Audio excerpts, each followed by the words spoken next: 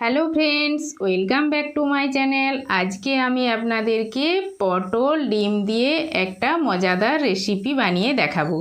আশা করি ভিডিওটি আপনাদের ভালো লাগবে, তো দেখতে থাকুন এবং উপভোগ করতে থাকুন।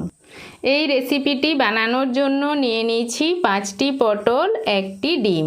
এই পটলের আমি ওপরের খোসাটা ছাড়িয়ে পরিষ্কার করে ধুয়ে নিয়েছি।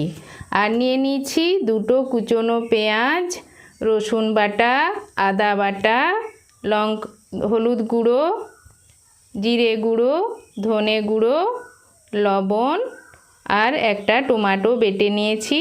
আর নিয়েছি 3 চামচ মতো বেসন, সরষের তেল, 5 ফোড়ন। প্রথমে এই গ্রেটার দিয়ে আমি পটলগুলো গ্রেট করে নেব। এই পাতলা গ্রেটারে আমি কিন্তু গ্রেট করব না, আপনারা এতে করে নিতে পারেন। এই গ্রেটার দিয়ে আমি গ্রেট করে নিচ্ছি। এরকমভাবে সব পটলগুলোকে আমি গ্রেট করে নেব। পটলগুলো গ্রেট করে নিয়েছি।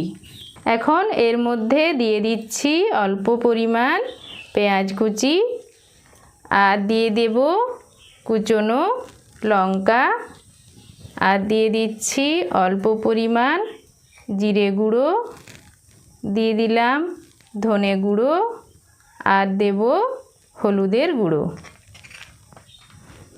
আর দিয়ে দিচ্ছি অল্প পরিমাণ আদা বাটা, দিয়ে দেব অল্প পরিমাণ রসুন বাটা। এখন এই ডিমটাকে এর মধ্যে ভেঙে দিয়ে দিচ্ছি।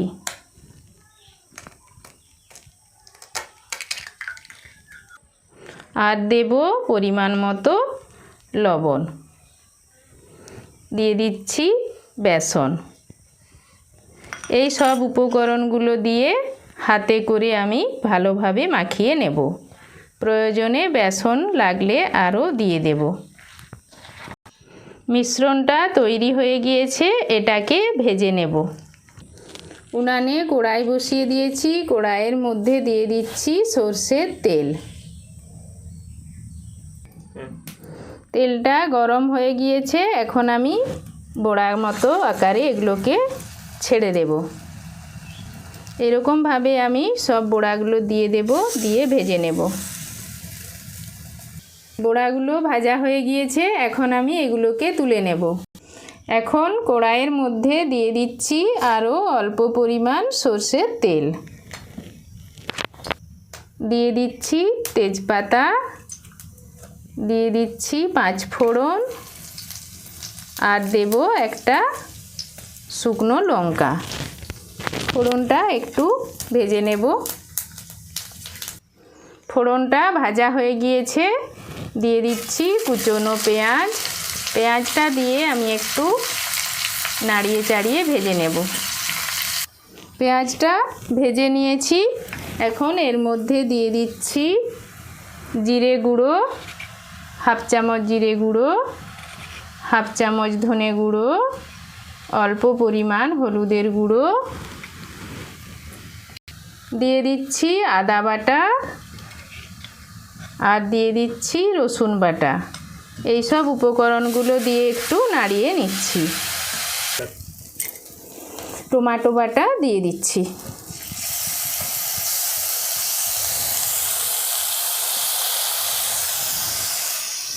আর দিয়ে দেব লঙ্কার গুঁড়ো।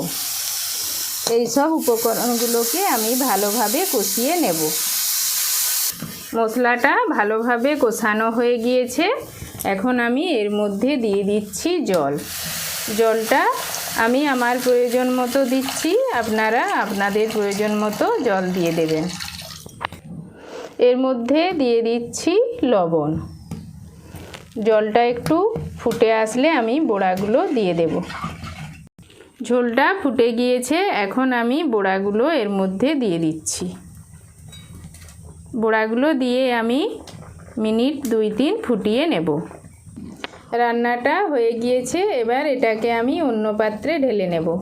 তো দেখুন বন্ধুরা, রেসিপিটা আমার তৈরি হয়ে গিয়েছে। এটা দেখতে যেমন সুন্দর হয়েছে, খেতেও কিন্তু খুব ভালো